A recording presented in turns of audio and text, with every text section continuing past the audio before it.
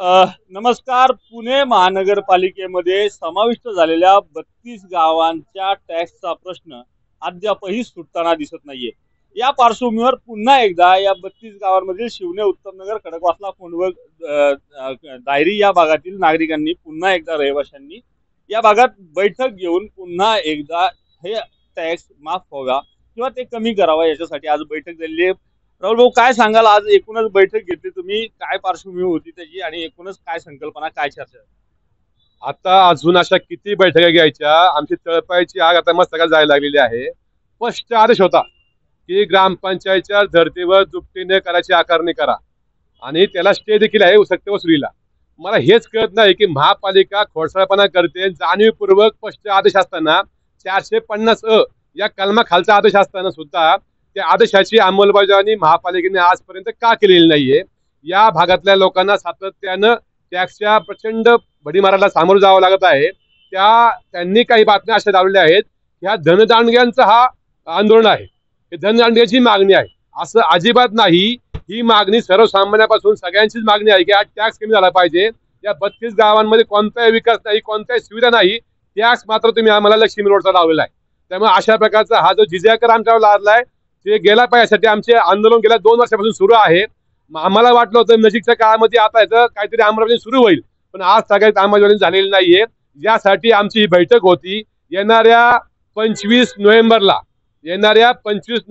आमच्या सर्वांचा अति भव्य दिव्य 32 गावांचा विराट मोर्चा, अँब्युलन्स मोर्चा आमचा सगळ्यांचा हा पुणे महापालिकेला धडकणार आहे. व त्यानंतर देखील आमची मागणी मान्य नाही झाली तर येत्या 8 डिसेंबरच्या हिवाळी अधिवेशनामध्ये आम्ही नागपूरला सुद्धा त्या ठिकाणी जाऊन हे आंदोलन करणार आहोत, जोपर्यंत आमच्या मागण्या मान्य होत नाही. आता आम्ही सगळेजण काही लोक सत्तेमध्ये आहोत, तरी आमचं म्हणणं आहे की आमच्या नेत्यांनी आमचं म्हणणं ऐकावं. आम्ही पोट तिडकीने गेल्या 3 वर्षापासून तुम्हाला सांगत आहोत या भागाचा प्रश्न खूप गंभीर आहे. हे प्रश्न सुटले नाहीत तर आम्ही पक्ष विरहित सर्व एकत्र येऊन या 32 गावांसाठी आम्ही तीव्र आंदोलन करू येत्या 25 डिसेंबरला व पुढच्या 8 डिसेंबरला. धन्यवाद. लोकसभा निवडणुका होत्या, विधानसभा निवडणुका होत्या, तेव्हा तत्कालीन मुख्यमंत्री असलेले एकनाथ शिंदे किंवा अजितदादा पवार यांच्या माध्यमातून कर सवलतीचं किंवा कर माफीचं पत्र देखील व्हायरल झालं होतं आणि त्याचा श्रेय घेण्यासाठी बऱ्याच जणांनी आपापल्या परीने प्रयत्न केले होते, सगळ्याच पक्षांनी. मग तरी देखील मग तो कर माफ झालेला नाहीये का, असा प्रश्न जनसामान्यांना का पडू नये? नाही, त्यांच्याकडनं काम झालं का? तर काम झालं. ज्यांनी कणभर केलं त्याने मनभर नाही, पण कणभर श्रेय द्यायलाच पाहिजे तुम्हाला. त्या काळामध्ये महापालिकेच्या माध्यमातून घरोघरी सक्तीची वसुली सुरू होती.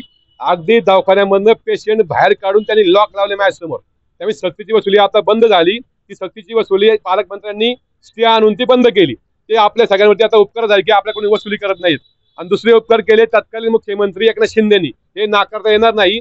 त्यांनी आचारसंहिता लागायच्या अगोदर 1 दिवस त्यांनी मोठ्या प्रमाणात हे आदेश काढून दिला आणि आदेश आम्हाला जसा हवा होता तसं महापालिकेने सांगितलं होता तसा आदेश काढून दिला. परंतु महापालिकेने नंतर नाकारली आणि महापालिकेने ते आदेशाची अंमलबजावणी केलेली नाहीये. जे काय झाले ते योग्य झाले, परंतु समाधान आमचं अजूनही झालेलं नाही. पण आता हा मुद्दा मग इतके दिवस झालं पेंडिंग राहिलाय. मग निवडणुकांच्या पार्श्वभूमीवरच ही आंदोलनाची काय रणनीती आखली जाते का? निवडणुकी श्रेय मिळवण्यासाठी काय प्रयत्न असू शकतं? कारण निवडणूक आल्यावरती काय काय सांगता येत नाही. त्याच्या आचारसंहिता लागायच्या अगोदर 10 दिवस अगोदर हा निर्णय लागू शकतो, अंमलबजावणी होऊ शकते, काय सांगता येत नाही. परंतु होणारच नाही असंही नाही. ही लवकर हवा अशी आमची मागणी. पण मग होईल याची कितपत शाश्वती, आणि जर लगेचच नाही झालं तर हे आंदोलन किती पुढे पर्यंत चालू शकतं? आता आमचं सगळ्यांचं फार गाड्यावर आलेलं आहे. कारण काय आलंय, या ग्रामीण भागामध्ये या 32 गावांमध्ये निवडणुका लागतायत. इच्छुक जवळजवळ 1000-2000 उमेदवार इच्छुक असतील. त्यांच्या पुढे आता मोठा प्रश्न आहे की आता नेमका टॅक्स कोणता भरायचा, हा पण एक अडचण आहे. आणि या भागातल्या लोकांचा 3-4 वर्षापासून टॅक्स थकीत आहे. त्यांच्या पुढे प्रश्न आहे की आता उद्या जर हा विषय नाही मार्गी लागला तर विनाकारण व्याज आणि दंड का भरायचा. त्यामुळे लोक जनता संभ्रमात आहेत. त्यामुळे हा विषय निकाल लागला पाहिजे. आमची अपेक्षा हीच आहे. या 2 आंदोलनांनी जर त्यांचा फरक नाही पडला तर त्याच्या पुढचं आंदोलन आमचं सुरूच राहणार आहे. काय असणार पुढचं आंदोलन? मतदानावर बहिष्कार? आता हे तर आंदोलन होऊ द्या, मग पुढचं आंदोलन ठरवू आम्ही काय करायचं.